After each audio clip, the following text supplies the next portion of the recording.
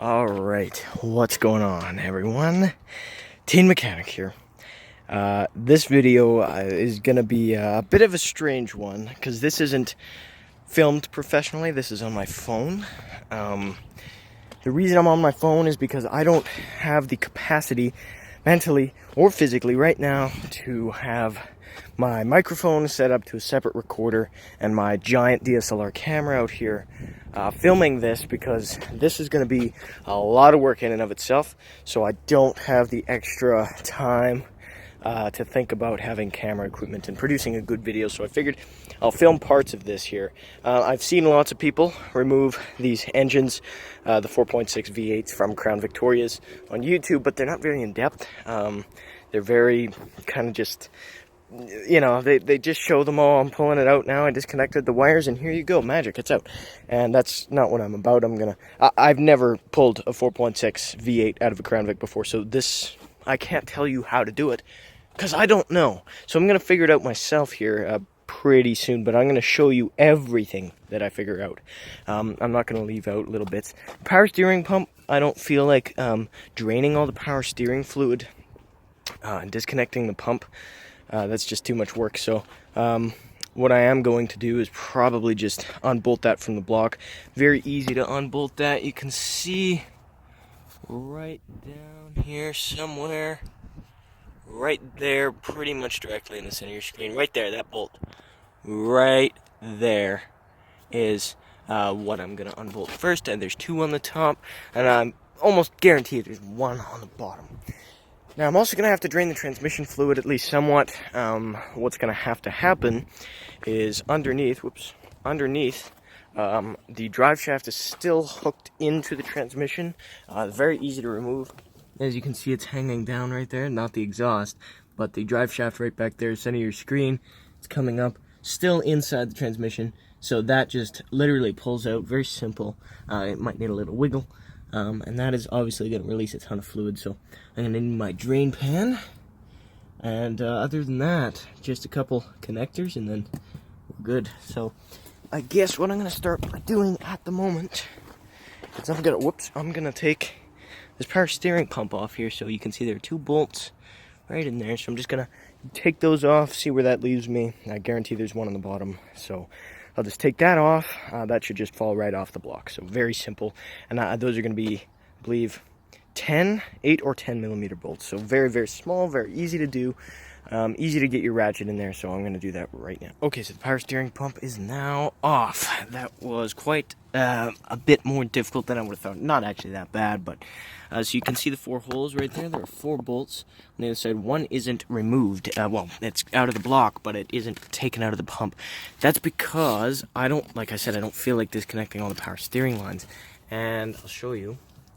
Right under here, you can see this line right here. This line right here blocks this bolt from coming out, and you have a hard time getting your ratchet in there to get that out. So you have to kind of, I hope you can see it okay, it's right there. Anyway, I hope you could hear me too. Anyway, that bolt, what I did was I removed all 3 because you can get to those. I actually ended up having to break the connector off, or the wiring harness off, because I'm not actually going to use this pump.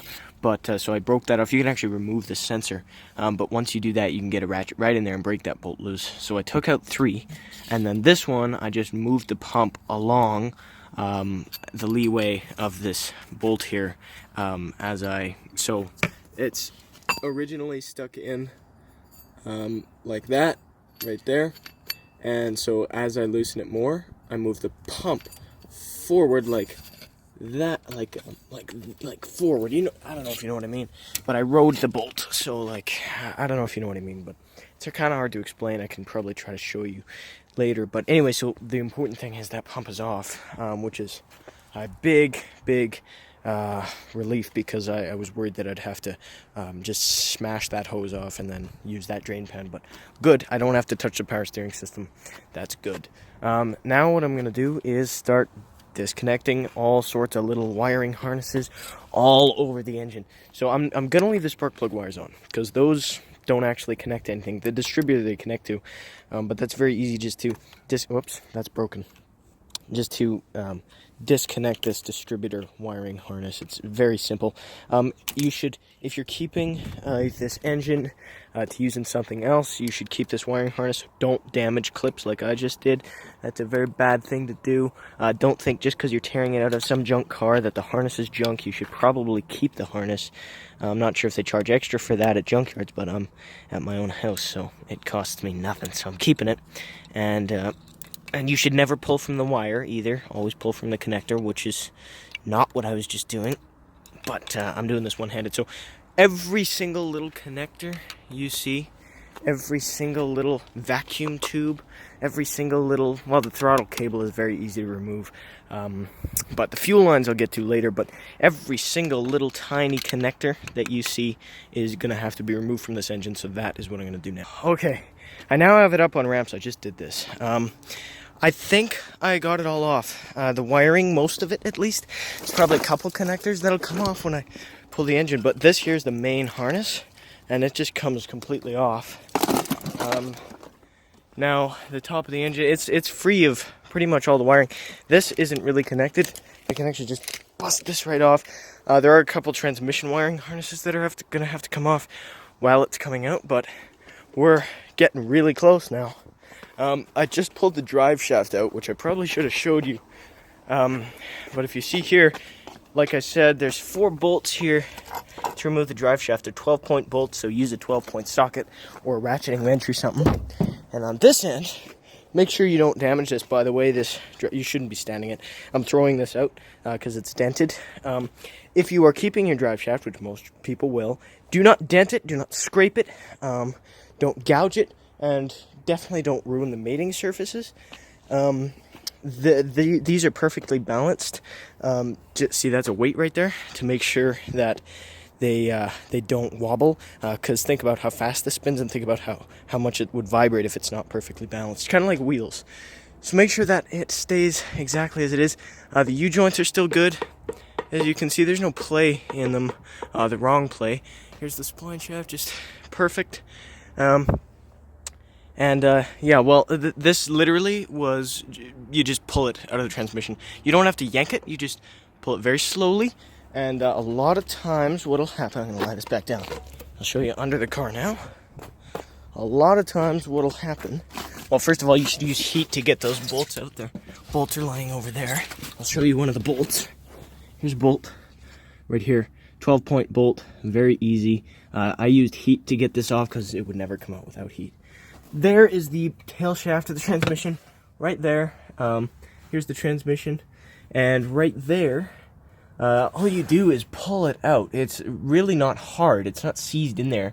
So you just literally pull it out very slowly. I have a drain pan here, because a lot of times transmission fluid will come out of here, but I drained quite a bit of it, so it shouldn't. But now what I'm going to do is I'm going to take like just a sandwich baggie, something small, put it over the end and put an elastic around it so that when it tips back, fluid won't come flying out of there. Alright, so now all that's left, disconnect the shift linkage, disconnect the reverse sensor, disconnect that sensor, not sure what that is, just disconnect all the sensors there, and then when we're done with that, I'm actually going to take this out. There's one bolt there and the other on the exact corresponding opposite end, and this here is just a cross member. But what I'm going to have to do is take these two out. There should be 13s or 15s, probably 15. Take those 2 bolts out, and then once those are out, this whole thing will come out, and this transmission is going to want to fall. Well, it's actually not going to because the engine mounts are still in place, but the engine is going to want to tip backwards. So just beware of that. But yeah, and I'm pulling the engine and transmission out as a unit. What a lot of people will do is disconnect the transmission from the engine. So they'll just look down there, disconnect all the bolts and everything. And I'm not going to do that because I don't feel like realigning everything when I go to put it back in a car. So I'm going to take it out as one unit. Now it's going to be very easy because the entire front end of the car is completely pretty much gone. So it's going to be pretty easy. So now all I'm going to do, disconnect all the linkage from the transmission, all of these little bolts, that's a reverse speed sensor, reverse sensor, something like that. The linkage, I'm gonna probably go over how to remove the linkage because I don't know, so I'll just show you how to do that probably. So first thing I'm gonna do is disconnect everything, then this, and then the engine, and we should be good. I think that is pretty much all that entails. So now I'm gonna go and start working on this transmission. All right, well, I must admit it's a little bit nerve-wracking to be under a vehicle like this. And look at this oil I found. That looks like a rear main seal issue. I hope not. Anyway, it's a little nerve-wracking to be under a vehicle, so definitely make sure you're safe. Just definitely do, because if this thing fell, God forbid, knock on wood, that would be terrible. So on this shift linkage here, there are two 5/16, well, 8mm bolts. I'm using a 5/16, but one there, one there. There's a 10mm bolt to hold that bracket in right there in the kind of left third of your screen there. So that's pretty much it, I think. Oh no, there's one more 10 right there in the center of your screen, and that's it. That should completely pull this off. Now this here is this here connects to the, oh, what just dripped on me? Water? I'm not sure. I'll figure that out in a second. So this here just connects to the transmission. This is going to be incredibly easy to disconnect. This is the neutral safety switch. I really don't think that I need to disconnect this. But I think I'm gonna anyway, just so I can get to that cord right there, wire right there, because then I have to disconnect that. And it's gonna be kind of difficult without having this out, so I'm gonna do that. This here should just be easy to disconnect. I don't actually know how to disconnect this, so we'll figure that out shortly here, but I'm gonna finish doing this. I better just Google how to disconnect this, because I don't want to break it. This is absolutely worth showing. So here's the shift linkage, as you can see right there. And you can see in there, what you're supposed to do, stick a screwdriver right in there. I suppose I'm actually going to pull this down. Oh, and actually before I do, this is in park, and you can actually shift gears. Now if you do this, make sure your parking brake is on. There's no big deal because the drive shaft is disconnected. So look here, you've got reverse, neutral, drive, 2, 1. It's pretty cool, actually. Anyway, so what you're supposed to do is basically stick a screwdriver in there and twist it. So I'm going to try and do that now. Alright guys, got the shift linkage off. Actually, I had to break that yellow thing. I don't remember. Obviously, don't do that if you're keeping it. I'm not keeping the steering column or shifter linkage at all, so it doesn't matter. This, though, definitely keep this intact. This neutral safety switch, I actually ended up just unbolting so I could tilt it a little to unplug this connector, and now I'm going to put the bolt back in so that it doesn't snag when we pull this thing out of here. So I'm actually just going to grab my special little 5/16 here and switch my ratchet to tightening and just put these in. It's going to be very simple. Go ahead and tighten these back up.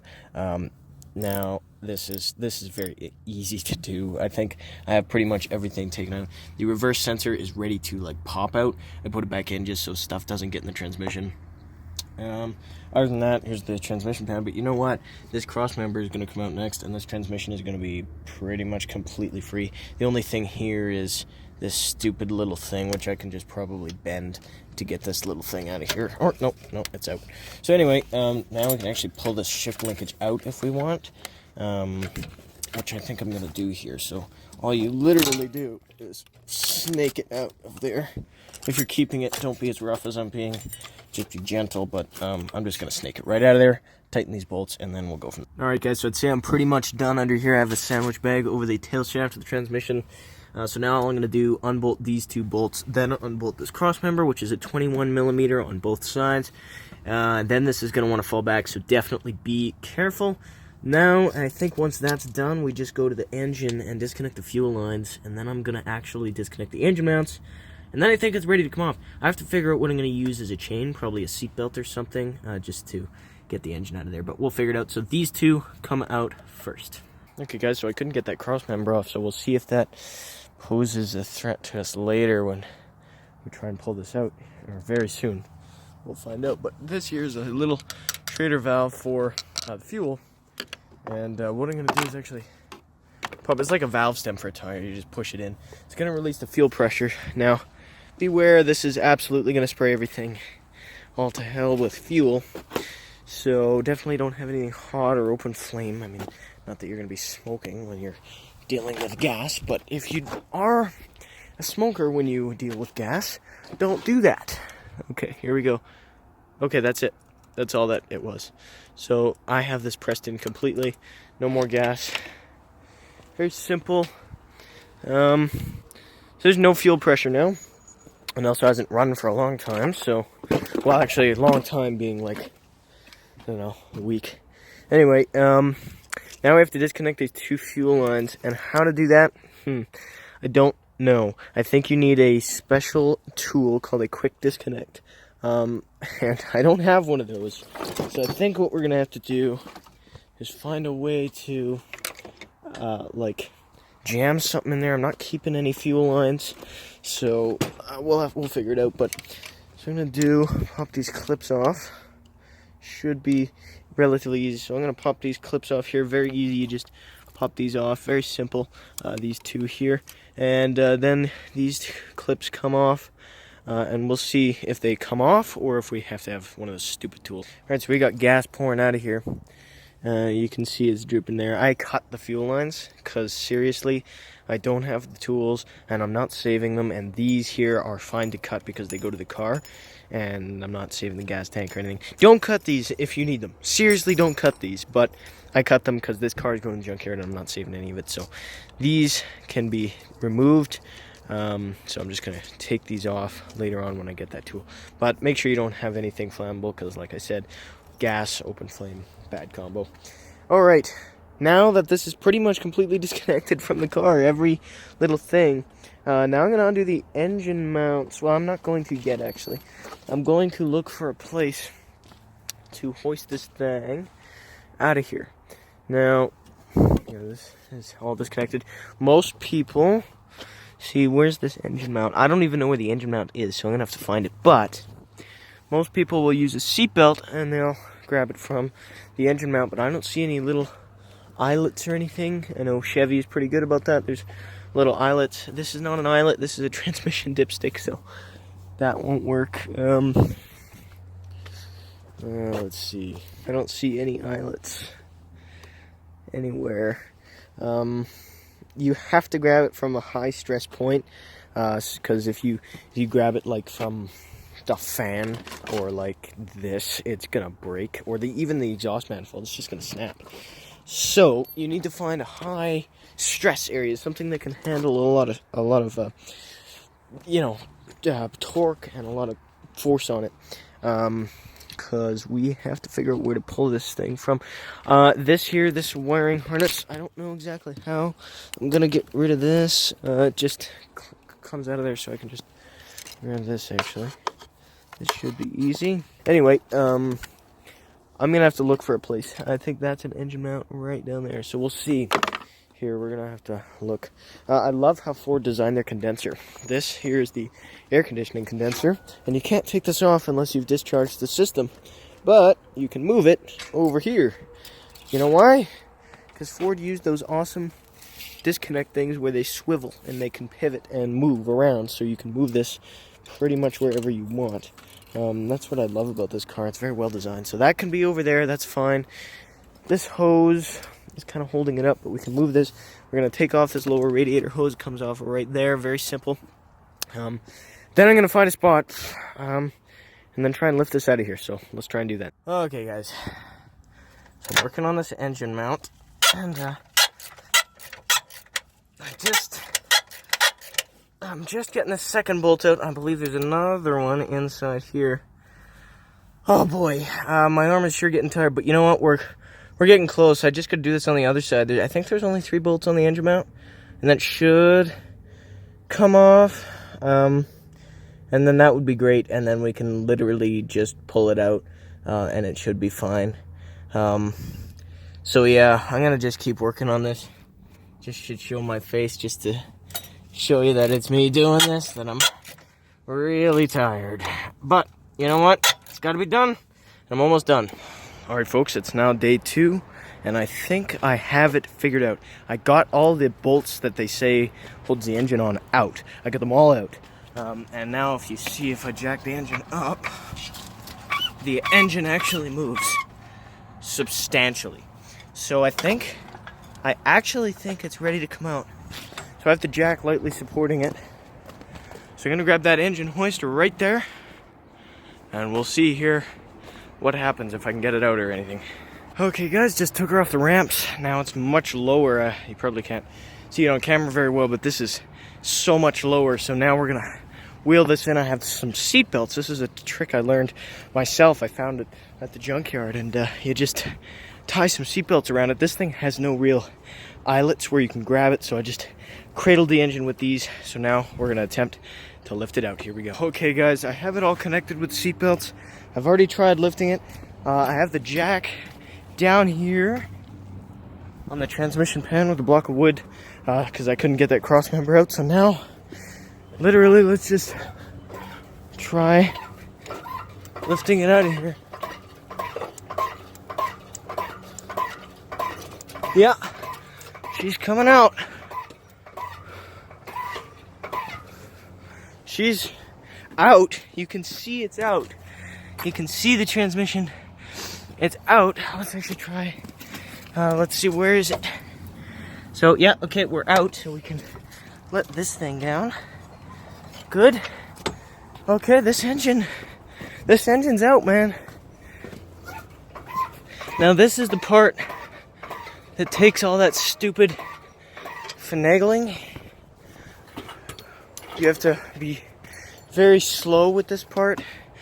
This engine's out, like it's coming out. It'll be out here any second, but here.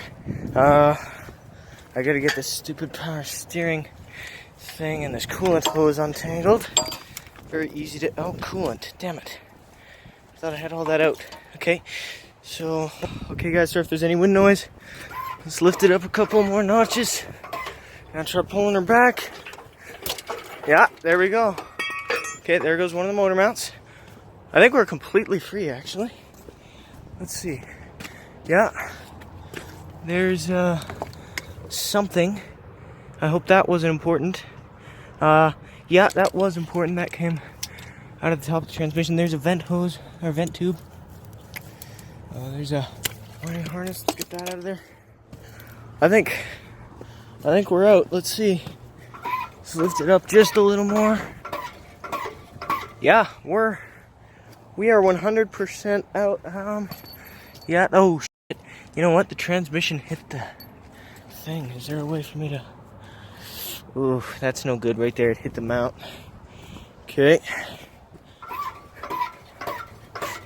Again, guys, a 14-year-old can do this. Anybody can do this. I'm 14. I'm sure most of you know that by now, but yeah. Okay. Oh shit. You know what? We're leaking transmission fluid all over the place. Okay, let's that's why I had that baggie there. Got my drain pan. Jack, out of the way. There we go. Save the day. I mean, there's transmission fluid on the driveway, but the only way around that, I think, is to... Okay, so what I'm gonna do is take that baggie off. Okay. Let's see. Let's get this all nice and situated. And actually, you know what? No, I'm not gonna take the baggie off. I'm gonna cut a hole in it. There we go. That's nice. That's how it's done. Perfect. Now, okay, let's try getting her out now. I think that's all it took to not make a mess. Yeah.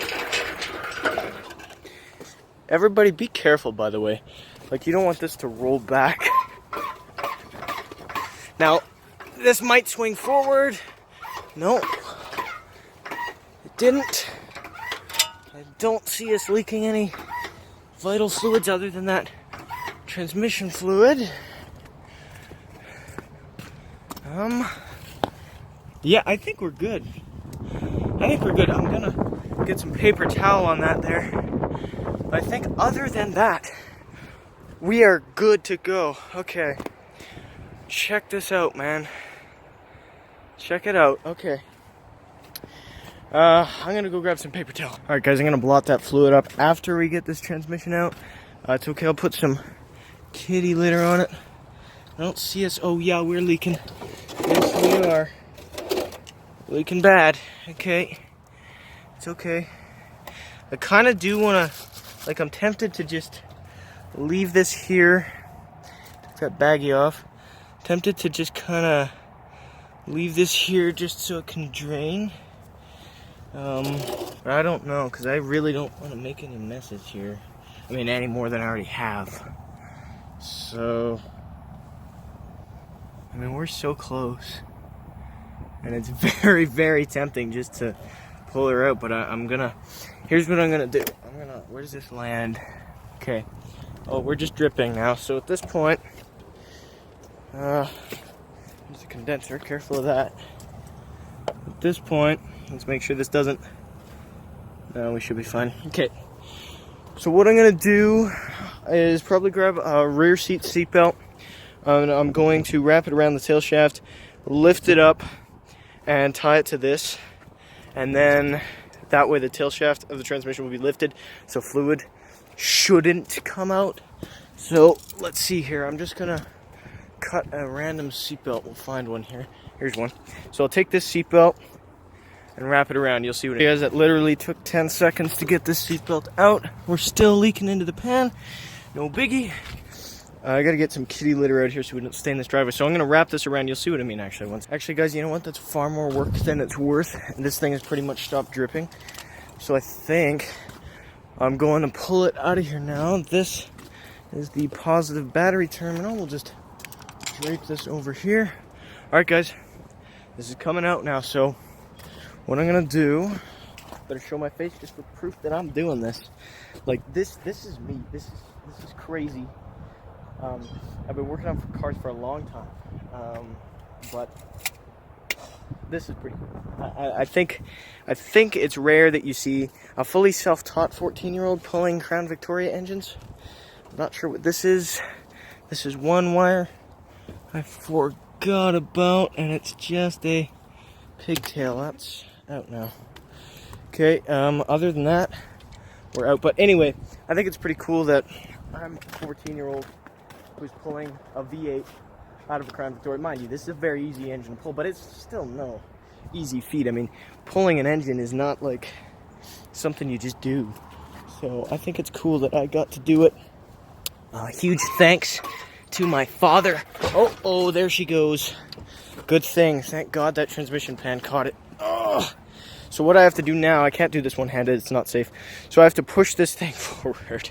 Good luck pushing this forward, but so I gotta push this forward, jack it up, have it go that way. This is gonna be a production. Okay, so I've done pretty much nothing since my phone died here, but this is the finished product, completely detached from the car. It might look like it is, it's not. It's completely detached from this car.